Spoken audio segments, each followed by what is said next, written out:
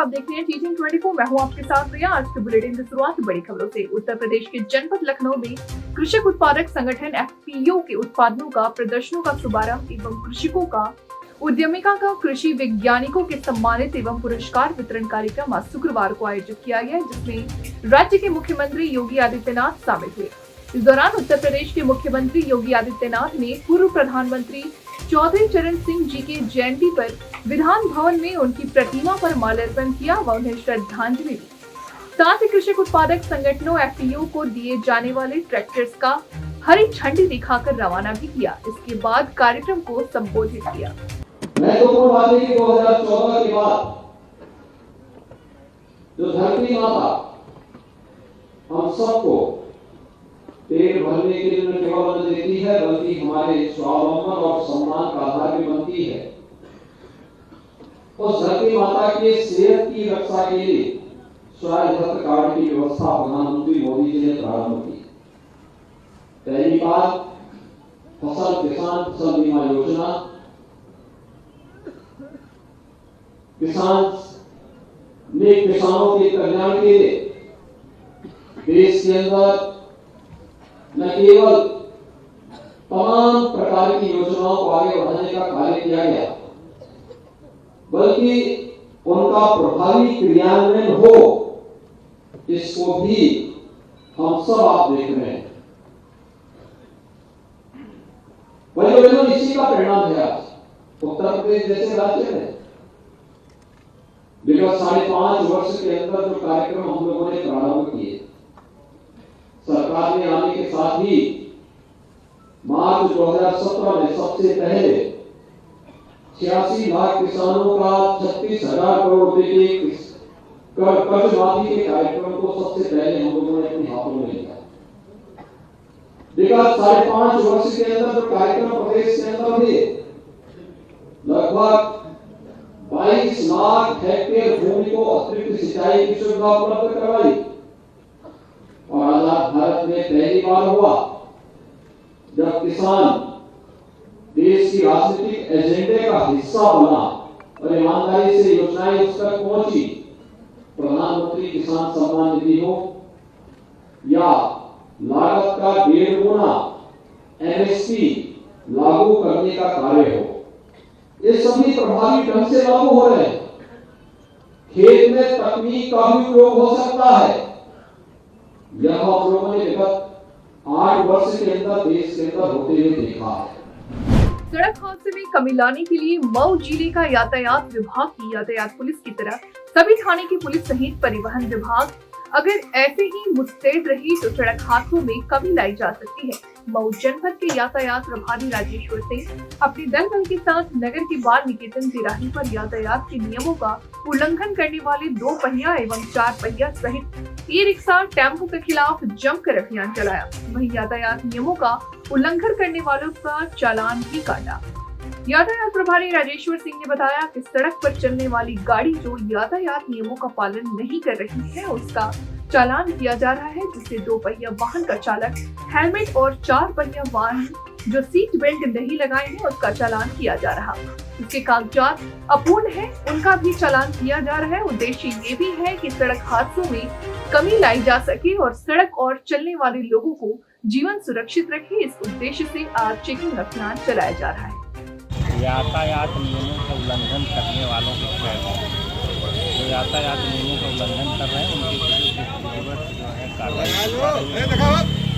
Rickshaw हो या auto हो या बाइक हो, 3 सवारी बिना हेलमेट, बिना नंबर प्लेट, बिना डीएल, उनका चालान किया जा रहा है। लगभग 25 वाहनों का चालान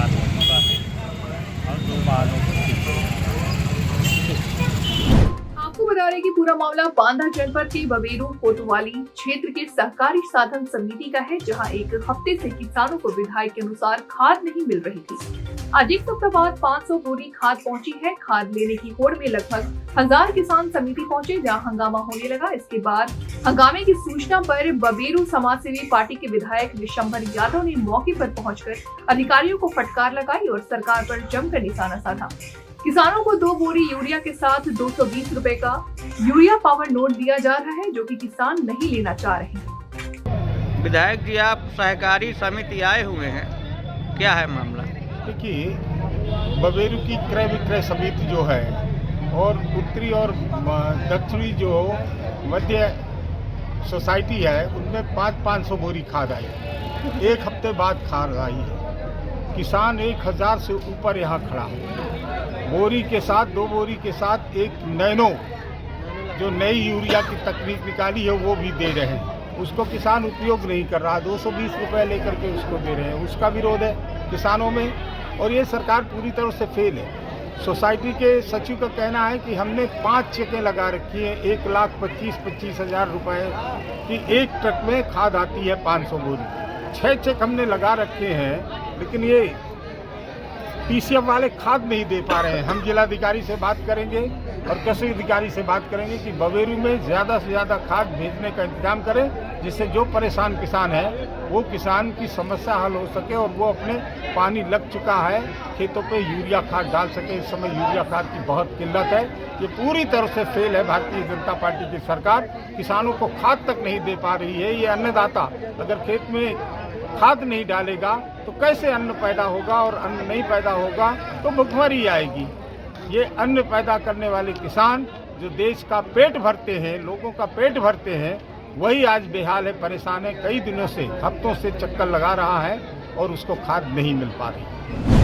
विश्वेश्वरगंज थाना में तैनात महिला आरक्षी निधि सिंह का शव शुक्रवार सुबह करीब 10 बजे थाने के सरकारी आवास में दुपट्टे से बंधा पंखे की हुक से लटकता हुआ मिला। एसपीसीटी कुंवर ज्ञानंजय सिंह ने बताया कि 2019 बैच की महिला आरक्षी पीए नंबर 1920819263 सिंह पुत्री स्वर्गीय मोहन सिंह उम्र 26 वर्षीय उन्नाव जिले के थाना आशीवन के परास्तिक की रहने वाली थी। दिसंबर 2019 से विश्वेश्वरगंज थाने की तैनात थी। शुक्रवार सुबह 10 बजे तक बैंक ड्यूटी पर जाने के लिए जब निधि सिंह तैयार नहीं मिली तो सहयोगी महिला सिपाहियों ने जाकर देखा, जहां उसके कमरे का दरवाजा अंदर से बंद था। फिर खिड़की से देखने पर सिपाही का शरीर पंखे के हुक में दुपट्टे से लटक रहा था। सुसाइड नोट के संबंध में पूछने पर एडिसन ने बताया कि कोई सुसाइड नोट नहीं मिला है। प्रथम दृष्टया फोन पर बातचीत का मामला सामने आया। कॉल डिटेल की जानकारी आने पर मृत्यु के कारण का स्पष्ट जानकारी मिल सकेगा। मौके पर सीओ पयागपुर आनंद राय व महिला थाना बहराइच की प्रभारी निरीक्षक भी उपस्थित थे। फॉरेंसिक व स्वास्थ्य टीम विश्वेश्वरगंज भी मौके पर जांच किया। सिपाही के परिवार वालों को सूचना दी गई है। खबर लिखे जाने तक मृतका के परिवार का कोई भी सदस्य थाने पर नहीं पहुंचा था। पुलिस वालों ने किसी भी मीडिया कर्मी को थाने के अंदर नहीं जाने दिया और न ही मृतका के परिवार वालों को में से किसी की बाइट मिल रही है। बाहर से जो वीडियो बनाई गई है भेज दिया गया है, जबकि मृतका के परिवारजन अपना बयान देना चाहते थे, परंतु पुलिस वालों ने उन्हें थाने के अंदर ही गाड़ी में बिठाकर रफू चक्कर दे दिया। परिक्रमा मार्ग मंदिर के करीब 4 किलोमीटर दूर गिरिराज पर्वत शिखर पर स्थित लुकलुक दाऊजी मंदिर पर गुरुवार की देर रात्रि कुछ शरारती तत्वों ने मंदिर प्रांगण में बने सिंह स्वरूप में विराजमान श्री कृष्ण के बड़े भाई दाऊजी महाराज की अति प्राचीन कृष्णकालीन प्रतिमा को शरारती तत्वों ने मुख्य स्थान से गिरिराज शिलाओं से तोड़ दिया है। वहीं गिरिराज शिखर पर ही स्थित शिव परिवार व हनुमान जी की मूर्ति छत विछत कर दिया है। इसी को लेकर अन्योर जतिपुरा व स्थानीय भक्तगण सुबह और शाम पूजा अर्चना के लिए जाते हैं। वहीं शुक्रवार सुबह ये लोग सेवा पूजा के लिए गए तो कई मूर्तियां टूटा हुआ देखकर आक्रोशित हो गए। वहीं सूचना पर पहुंचे सीओ का मुआयना करते समय घेराव कर वहीं लोगों ने 7 दिन में खुलासा करने की मांग की है। वहीं चेतावनी भी दी है कि अगर 1 हफ्ते में इसका खुलासा नहीं हुआ तो थाने चौकी में घेराव किया जाएगा। थाना अध्यक्ष समेत पुलिस के आला अधिकारी घटनास्थल पर पहुंचे और कानूनी कार्रवाई करने की बात की है। वहीं इस मंदिर के निकट ही भगवान श्री कृष्ण का विभिन्न लीलाओं के जीवंत चित्र पर्वत पर उभरे हुए थे और थाना प्रभारी नितिन मंदिर पर पहुंच गए। ग्रामीणों में घटना को लेकर आक्रोश बढ़ता देखकर सूचना पर सीओ राममोहन शर्मा, एसपी देहात त्रिगुण विदेश, एसडीओ तहसीलदार विजय थाना दुबे घटना स्थल पर पहुंचकर घटने का जायजा लिया। वह आंख टूटी हुई है। हनुमान जी की कथाग्रस्त है, हनुमान जी की कथाग्रस्त की गई है, महादेव जी की कथाग्रस्त की गई है। ये हमारी आस्था के साथ खिलवाड़ किया जा रहा है। इसको न्यायिक जांच करा के इसको दोषी को सख्त से सख्त सजा दिलवाई जाए। में और इसका हमारे जो धार्मिक ग्रंथ हैं श्रीमद् भागवत में इसका वर्णन है, गर्ग संहिता में इसका वर्णन है। ये बहुत ही प्राचीन दाऊ दादा का मंदिर है और भगवान कृष्णकालीन समय से ये यहाँ विराजमान। अभी क्या तहरीर दी जा रही है या फिर क्या दी जा रही है गाँव वासियों के द्वारा, और हम ये चाहते हैं कि चाहे वो कोई भी हो, हिंदू हो, मुसलमान हो, ईसाई हो, कोई भी हो, जिसने भी हमारी भावनाओं को आहत किया है, हमारे ठाकुर जी को जिसने खंडित किया है, उसको दंड मिलना चाहिए, उसका खुलासा होना चाहिए। मेरा नाम है ठाकुर हरवान सिंह। मैं आनौर का रहने वाला हूँ। हमको सूचना मिली कि दाऊ दादा कृष्ण के बड़े भाई, जो कि यहाँ आनौर और गोवर्धन जतीपुरा के बीच में दाऊ दादा का गिरिराज पे मंदिर बना हुआ है। हमारा भारत ही नहीं, दाऊ दादा हमारे कृष्ण गिरिराज जी को विश्व पूजता है। यहाँ किसी शरारती तत्व ने आके हमारे दाऊ दादा के मुख को तोड़ दिया है। भोले बाबा की पिंडी गिरिराज जी में स्वरूप बना हुआ है, उसको तोड़ दिया है। बहुत सारी शिलाओं को, हनुमान जी को तोड़ दिया है। बहुत सारी शिलाओं को खंड विंड कर दिया है। जिस किसी ने भी ये कृत्य किया है, ये बहुत ही घिनौना कृत्य है। क्या मंदिर का इतिहास है इसका और कितना पुराना मंदिर है ये? मंदिर तो आदिकाल से है। भगवान कृष्ण, भगवान राम के जन्म से पहले से ही गिरिराज जी यहाँ विराजमान है और हमारा भारतीय देश ने विश्व इनको पूजता है।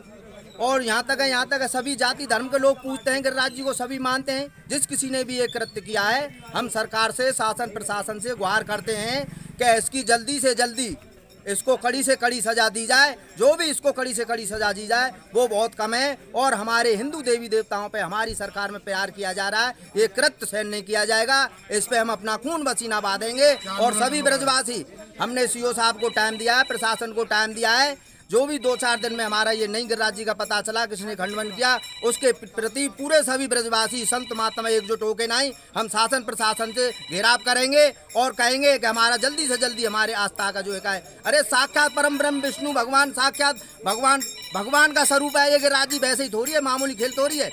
भगवान तो इसको सजा देगा ही देगा, लेकिन कानून भी इसको सजा देगा। इसके लिए हम जो है एक कतार में सभी ब्रजवासी खड़े हुए हैं। जय श्री राम। जायका हैपनिंग सभागार में गुड गवर्नेंस सप्ताह के तहत जिला स्तरीय कार्यशाला का हुआ आयोजन। बतौर मुख्य अतिथि सेवानिवृत्त पुलिस उप महानिरीक्षक वीरेंद्र कुमार सिंह समेत पुलिस उप महानिरीक्षक कोला प्रक्षेत्र पटली मयूर कन्हैया लाल, उपायुक्त कुलदीप चौधरी, पुलिस अधीक्षक चंदन झा, उप विकास आयुक्त कीर्ति श्री जी, अपर नगर आयुक्त अनिल कुमार समेत कई लोग उपस्थित थे, जिसमें अपर समाहर्ता श्री शादवत अनवर, DPLRR निदेशक मेनका समेत जिला स्तरीय सभी पदाधिकारी कर्मी भी उपस्थित दिखे। आज का कार्यशाला का उद्देश्य क्या है? गुड गवर्नेंस वीक के तहत 19 से 25 तक पूरे जिले भर में सभी विभागों के द्वारा जो योजनाएं चलाई जा रही हैं, किस प्रकार से उनका सफल क्रियान्वयन हो सके, और साथ के साथ जो ग्रीवेंस रिड्रेसल है उस पर बल देने के लिए पूरी एक्टिविटीज़ की जा रही है। इसी क्रम में आज जिला स्तरीय वर्कशॉप का आयोजन किया गया, जिसमें जिला के सभी वरीयतम पदाधिकारीगण, सभी जिला स्तरीय पदाधिकारीगण और समाहरण नगर के सभी कर्मी उपस्थित हुए।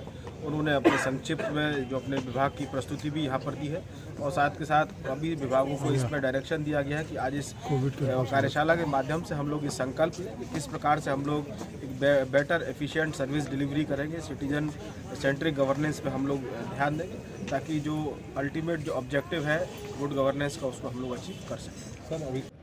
जिला प्रशासन के द्वारा अपने क्या एक्टिविटीज़ इन लोगों ने साल भर में किया है और क्या करने की मंशा है, पूरे नेशन में भी, जैसा कि आप लोगों ने स्लाइड में देखा होगा, ओवरऑल डेवलपमेंट में चौथे रैंक पर एस्पिरेशनल डिस्ट्रिक्ट के रूप में बोकारो जिला आया है।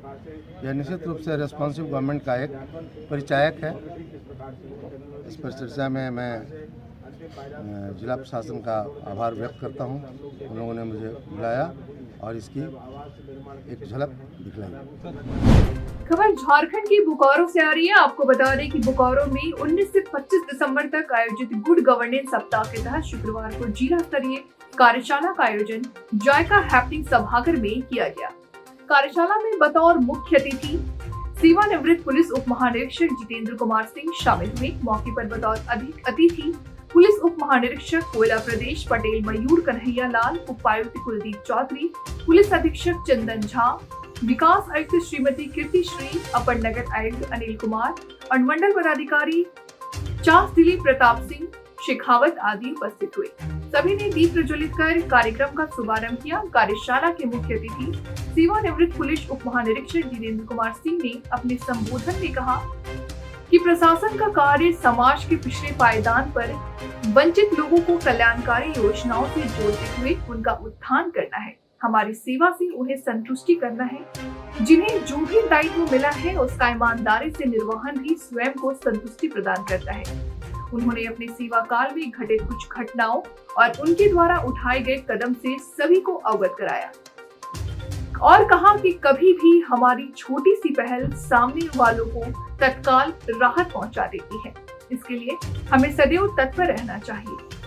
पुलिस उप महानिरीक्षक कोयला प्रक्षेत्र पटेल मयूर कन्हैया लाल ने अपने संबोधन में कहा कि समाज का एक बड़ा हिस्सा सरकार की योजनाओं पर निर्भर रहता है। हमारा काम है कि समाज के अंतिम व्यक्ति तक उन योजनाओं को कैसे पहुंचाया जाए। उन योजनाओं का लाभ प्राप्त होने के बाद उनके चेहरे पर जो संतुष्टि का भाव दिखता है वही हमारी सेवा की संतुष्टि है। इसे हम कर रहे हैं और इसे और बेहतर करना चाहेंगे। अपने स्वागत संबोधन में उपायुक्त कुलदीप चौधरी ने गुड गवर्नेंस सप्ताह के संबंध में विचार से जानकारी दी। कहा कि केंद्र एवं राज्य सरकार द्वारा संचालित जन कल्याणकारी योजनाओं को धरातल पर पहुंचाने और समाज के अंतिम व्यक्ति को लाभान्वित करना प्रशासन का कार्य है। प्रशासन और जनता के बीच का संवाद दोनों तरफ से होता है। वर्तमान समय में आमजन अपनी बातों और शिकायतों को पीटी पोर्टल, सीपी, ग्राम, जन शिकायत, विभिन्न सोशल मीडिया के माध्यम से रखते हैं, जिसका समाधान किया जाता है। उपायुक्त ने पिछले दिनों आयोजित आपकी योजना आपकी सरकार आपके द्वार कार्यक्रम के तहत लगभग 5,28,000 आवेदन प्राप्त हुए की जानकारी दी गई है, जिसका 100% निष्पादन हो गया है। उन्होंने अधिकारियों कर्मियों को अपने दायित्व कर्तव्यों का ससमय निष्पादन करने की जानकारी दी। साथ ही आम जनमानस को बेहतर सेवा देने की बात कही। पूर्व के स्थिति में काफ़ी हुई है और जिला प्रशासन भी रेस्पॉन्सिव है। ऐसा लगता है कि पदाधिकारियों का जो मनोबल भी हाई है और काम करने का जज्बा भी है, ऐसा मुझे प्रतीत होता है। विभाग की प्रस्तुति भी यहाँ पर दी है और साथ के साथ अभी विभागों को इसमें डायरेक्शन दिया गया है कि आज इस कार्यशाला के माध्यम से हम लोग ये संकल्प लें कि किस प्रकार से हम लोग बेटर एफिशिएंट सर्विस डिलीवरी करेंगे। सिटीजन सेंट्रिक गवर्नेंस पे हम लोग ध्यान दें ताकि जो अल्टीमेट जो ऑब्जेक्टिव है गुड गवर्नेंस का उसको हम लोग अचीव कर सकें। थाना असमोली के क्षेत्र ग्राम साबाज कला में नोडल अधिकारी मनोज चौधरी द्वारा न्यू गैलेक्सी अस्पताल को सील किया गया। जिलाधिकारी मनीष बंसल के आदेश अनुसार स्वास्थ्य विभाग द्वारा अवैध हॉस्पिटल पर लगातार कार्रवाई की जा रही है, फिर भी झोला छाप डॉक्टर अपनी हरकतों से बाज नहीं आ रहे। आज फिर से असमोली के गांव साबाजपुर कला में न्यू गैलेक्सी अस्पताल को सील कर दिया गया है। इसी तरह लगातार झोला छाप डॉक्टरों पर शिकंजा कसा जा रहा। नोडल अधिकारी डॉक्टर मनोज चौधरी ने बड़ी कार्रवाई करते हुए असमोली थाना क्षेत्र के गांव साबाजपुर कला में अवैध रूप से संचालित न्यू गैलेक्सी अस्पताल को सीज करवाया। शिकायत मिलने के बाद इस हॉस्पिटल पर बड़ी कार्रवाई की गई है। पिछले काफी दिनों से क्षेत्रवासियों द्वारा इस हॉस्पिटल की लगातार शिकायतें स्वास्थ्य विभाग को मिल रही थी, जिसके चलते मुख्य चिकित्सा अधिकारी द्वारा इस हॉस्पिटल को सील करने का आदेश दिया गया। नोडल अधिकारी मनोज चौधरी द्वारा हॉस्पिटल के द्वारा करने पर डॉक्टर अपना पंजीकरण एवं अपनी योग्यता का कोई प्रमाण नहीं दे सके, जिसके बाद नोडल अधिकारी डॉक्टर मनोज चौधरी ने मौके पर ही अस्पताल को सील कर दिया। इसके बाद नोडल अधिकारी डॉक्टर मनोज चौधरी ने कहा इसी तरह पंजीकृत अपंजीकृत अस्पतालों को लगातार सील करने का कार्रवाई जारी रहेगा। अस्पताल चल रहा है तो मौके पे इसका निरीक्षण किया गया, पता चला इसमें ओटी भी चल रही है, तो उसी के उसमें ये कार्रवाई की गई है, सील किया गया हॉस्पिटल और अग्रिम कार्रवाई की जा रही है। जी सर, जैसे क्षेत्र में आप जैसे सील कर जाते हैं और उसके बाद में वो सील तोड़ लेता, उसके बारे में उसके खिलाफ और मुकदमा दर्ज होगा। इसी वजह से जो जो अस्पताल सील हुए हैं उनकी मॉनिटरिंग चल रही है, अगर खुला हुआ मिलेगा तो उस पर दोबारा से मुकदमा लिखवाया जाएगा। प्रधानमंत्री नरेंद्र मोदी, कांग्रेस सांसद सोनिया गांधी और अन्य नेताओं ने शुक्रवार को शीतकालीन सत्र के अंत में लोकसभा अध्यक्ष ओम बिड़ला के कक्ष में प्रथागत बैठक में भाग लिया। बैठक में शामिल होने वाले नेताओं में कांग्रेस सांसद सोनिया गांधी, केंद्रीय मंत्री राजनाथ सिंह और अन्य शीर्ष नेता शामिल थे। लोकसभा को निर्धारित समय से 6 दिन पहले आज अनिश्चितकालीन के लिए स्थगित कर दिया गया है। लोकसभा को स्थगित करने की घोषणा से पहले अपने संबोधन में स्पीकर ओम बिड़ला ने कहा कि सदन की उत्पादकता 97% रही। सदन की कुल 62 घंटे 42 मिनट की 13 बैठकें हुई हैं। इसी बीच राज्यसभा की 258वें सत्र के निर्धारित समापन में 7 दिन पहले आज अनिश्चितकाल के लिए स्थगित हो गई।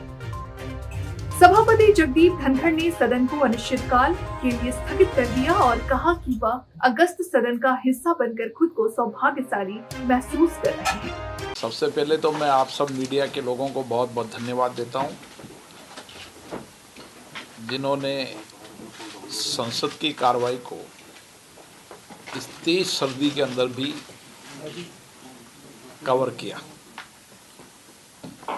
7वीं लोकसभा का ये सत्र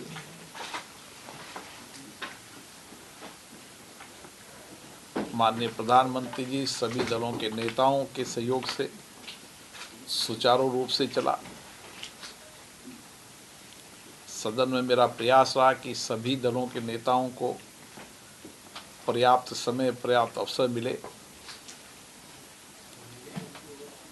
डिमांड ऑफ ग्रांट जो फाइनेंस की, उस पर बहुत लंबी चर्चा हुई। इसी तरीके से मादक द्रव्यों के सेवन के कारण जो हमारे युवाओं पर प्रतिकूल प्रभाव पड़ता है, वैसे महत्वपूर्ण विषयों पर भी सार्थक चर्चा हुई। सकारात्मक, सभी दल के लोगों ने सकारात्मक सुझाव दिए, सकारात्मक चर्चा की। हम चाहते हैं कि संसद के अंदर देश के महत्वपूर्ण मुद्दों पर चर्चा हो, सकारात्मक चर्चा हो और किस तरीके से सामूहिकता के साथ मिलकर हम देश की गंभीर चुनौतियों का समाधान कर सकते हैं।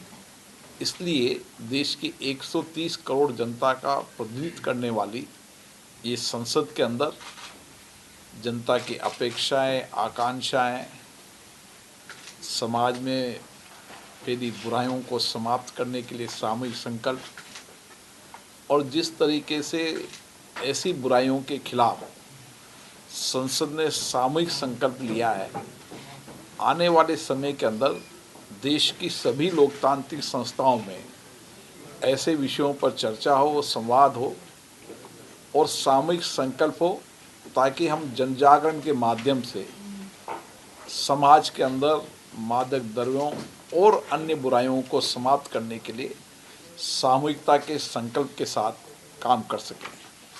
मुझे आशा है कि देश की सोच संस्था के नाते हमने इन विषयों को लिया है। आगे भी ऐसे विषयों को हम लेंगे, उन पर चर्चा कराएंगे और सभी दलों से अपेक्षा करेंगे कि ऐसे विषयों पर सार्थक चर्चा संवाद करें।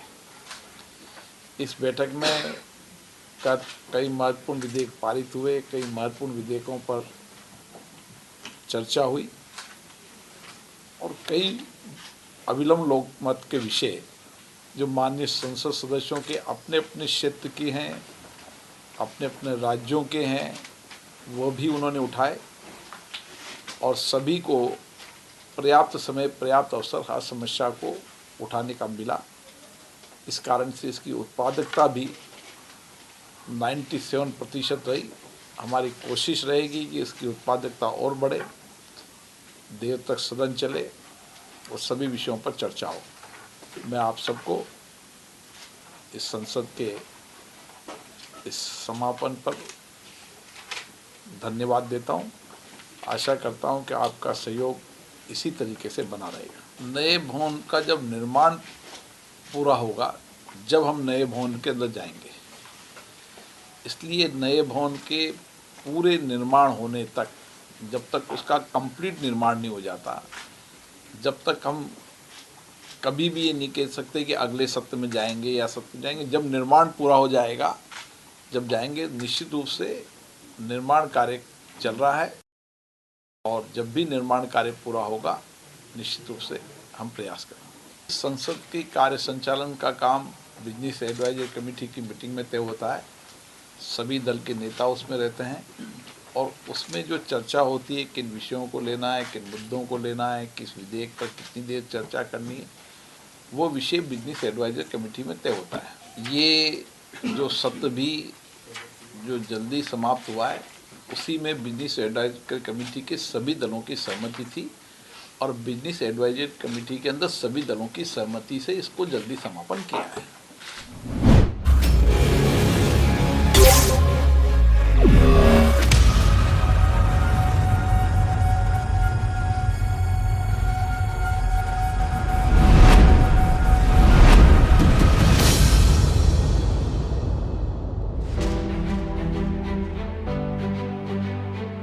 The blessed land of Ram, the modern land of expressways, the blessed land of Krishna, the leading state with 5 international airports, the blessed land of Ganga and many religions, the dynamic land with rapid connectivity, Uttar Pradesh, the land that has always remained India's cultural and spiritual capital, now has been transformed into New India's growth engine. Come and discover unlimited enterprising opportunities offered by New Uttar Pradesh at UP Global Investors Summit 10th to 12th February 2023. The 3-day event happening in the vibrant city of Lucknow will witness the participation of 10,000 global corporate leaders, innovators, business visionaries and startups from over 20 countries. The Yogi government has planned a series of domestic and international roadshows before hosting the GIS 2023 to showcase UP's soft power and promising business destinations, imbibing Prime Minister Narendra Modi's mantra of reform, perform and transform. Uttar Pradesh has already emerged as a favorite among top industrialists of the country. And why not? After all, it makes a contribution of more than 8% to the country's GDP, offers a consumer base of 24 crores and 56% working age population, and is a top-ranking state in ease of doing business. Let's have a look at Uttar Pradesh's thriving business ecosystem. With 6 existing and 7 upcoming expressways, now Uttar Pradesh is known as Expressway Pradesh. What's more, its 9 operational, 10 upcoming airports, world-class interstate 4-lane highways and the futuristic rapid rail transport system from Meerut to Ghaziabad and Delhi are turning Uttar Pradesh into a popular logistic hub of India. The state is also the destination of India's first water transport system and the largest airport coming up at Jewar. Now, that is why UP is called the gateway of big future investment plans. Uttar Pradesh is also the chosen destination for developing India's defense industrial corridor. Fertile land and ample water resources make Uttar Pradesh ideal for agro and food processing and dairy.